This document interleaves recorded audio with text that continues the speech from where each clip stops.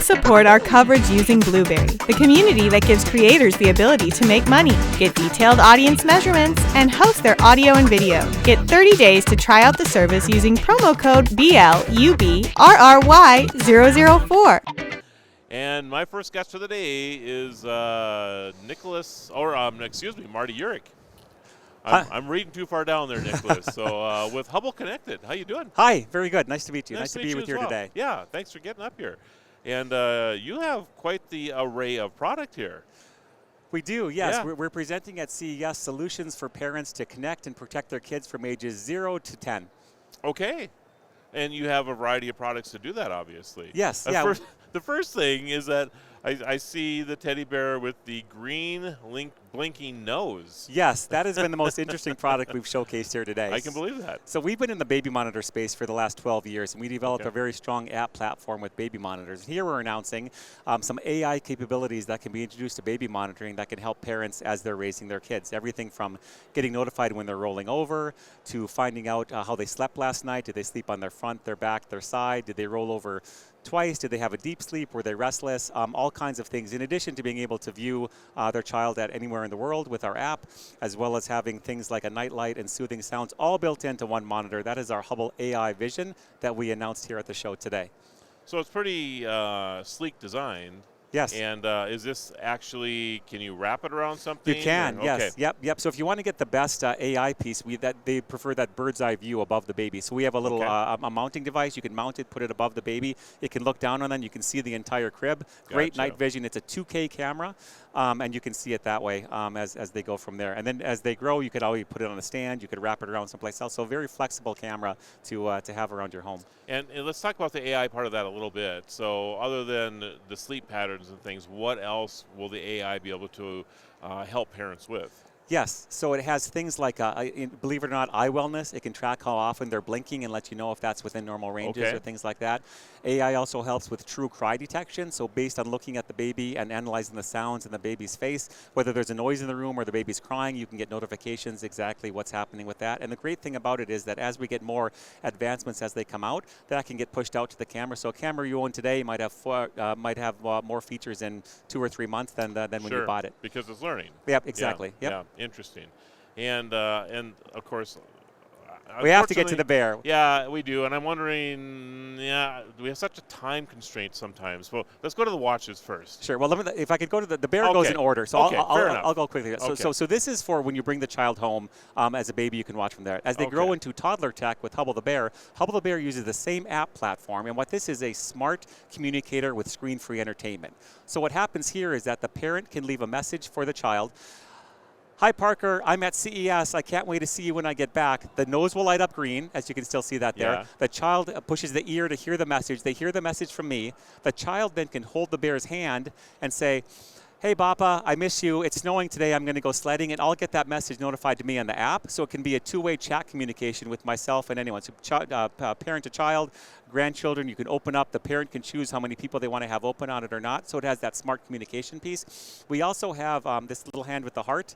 That's where you can put your favorite message. So if you have like a nice message that you want to say to them every night before they go to bed, you can record that there. It won't get interrupted by the chats. The child can press that, listen to it before they go to bed. And then the last thing we have is screen-free communication. Over 1 hour of screen-free communication, the parent chooses based on their child's age what they push down to the bear. The bear can save up to an hour of content, and the child can push the ear and control what content they want to listen to. So storybooks, whatever. Audiobooks, yes. You can have soothing sounds. You can have lullabies. You can have storybooks. All different kinds of content that stimulates imagination, and it's all screen-free. That's really amazing. That's pretty cool. Yep. So then as the child gets a little bit older than that, then we have what we're calling our kid tech, which is our MIMO, smartwatch, and phone. Okay. And the idea of that is communicate, educate, locate. There's 2 scary times for parents. One is when they bring the child home and they have no idea what's going on and they're learning as they go. The second scariest time is when that child is actually leaving the home without them for the first time, right? You've always known where this kid was their entire life, and now all of a sudden they're going to school, they're going out in the world and doing some things like that. So with MIMO, you can locate it has geolocation, so you can locate your child anywhere, wherever they're at. It'll show up on your app. It has communication, so you can do texts, voice calls, video calls, and we have a push-to-talk walkie-talkie limited range because it's 4G. So it's easy for a kid to use to give them messages where we go from there. Okay. And then we have content on there that the parent can choose what content they want to put on there. Now, the important thing about this is that there's no social media. So no social media at all, so you don't have to worry about your kids being influenced anything. And it also has, it doesn't have a phone number.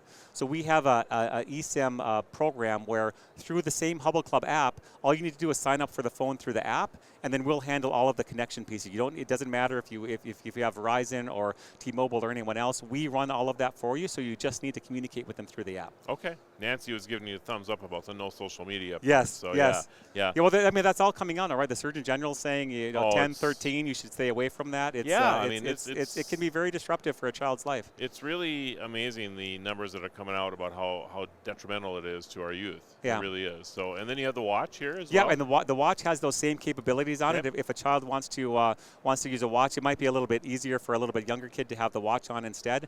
But they can do the same types of communicate. They can do video calls, text, voice calls, the push-to-talk walkie-talkie. That's all available to them to the watch as well. That's and like I cool. said, the cool thing about this is it's one dashboard. So you could have your one child go through the dashboard of baby monitoring to toddler check to kids tech, or you could have multiple kids and you could have one dashboard that says I want to know where this kid is. I want to send a message to my other one, and I want to check in and see how my little one is sleeping. So all in one, have one dashboard for parents to know everything that's going on in their children's life. That's actually very clever, and anything you can do to make a parent's life more simplistic, the better, right? App fatigue is a real thing, right? No one wants to have 5,000 apps on their phone, so we figure we'll cover you for your kids age 0 to 10. Yeah, I love it.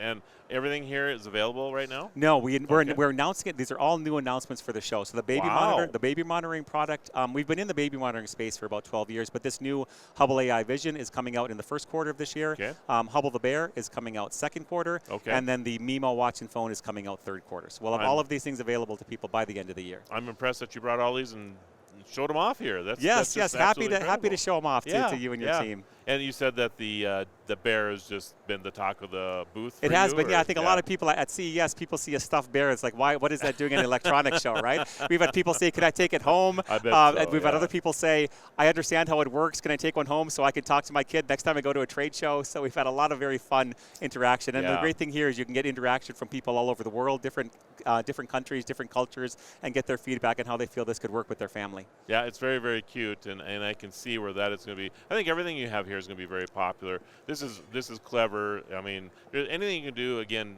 to help new parents is good. And of course, AI is just coming in strong everywhere. And for the most part, why not? It's Well, it needs to be within reason, right? And what we try to do throughout our app is that for every level of this, there's parental controls. They can control how much they want to be using it and how much they want to be doing that. So instead of saying, it's interesting, one of the interesting conversations we had here is that this was the kickoff of Generation Beta, right? Generation Beta is going to be the age of kids that they're going to grow up with AI their whole lives. They're going to live to the next century. They're going to have all this technology around it. And at a show like CES, technology is almost always, I want more and I want it faster. I want more and I want it faster. But I almost think in a lot of ways we've reached a peak, especially with parenting, where they're saying, wait a minute, I don't want all of this right now. I want to be in control of what my kids are seeing and what my kids are doing. I don't want them to be just open to the whole wide world, open with one door all by themselves. So I think this is an age and generation where they're going to take a step back and say, I want to have a say in how much technology my kids are exposed to. But I also think, like, you were talking about the first time that a parent takes their kids to school or whatever, and they're letting them go for the first time. I also feel that happens when you put your baby down to sleep. Of course, yes. Because you're checking out, are they still breathing? Is everything okay? All of that, right? It's stressful. There's kind of a little peace of mind knowing that you have an AI that's kind of overseeing your baby and will notify you if something is amiss or whatever. You're absolutely right. Yeah. You're absolutely right. So I think it's very, very cool. Yes, excellent. All right. Well, Marty, I don't mean to kick you out of here right away. That's my key phrase of the year, though, is that I'm kicking you out of here. All right. We'll be out of here. Back to the show. Yeah, back to the show. But best of luck to you. I hope your CES is going fantastic. Thank you very much. Very nice to be with you today. Thanks, Marty. The Tech Podcast Network's CES 2025 coverage is executive produced by Adam Barker. Technical director is Kirk Corliss. Associate producers are Nancy Ertz, Tracy Ingram, Xerxes Goddard, Brandy Jackson, and Aviva Cram. Voiceover by Aaron Hurst. Our hosts are Marlo Anderson, Don Bain, and Scott Ertz. Studio and equipment are provided by PLUGHITZ Productions. The TPN studio executive is Todd Cochran. This has been a Tech Podcast Network production, copyright 2025.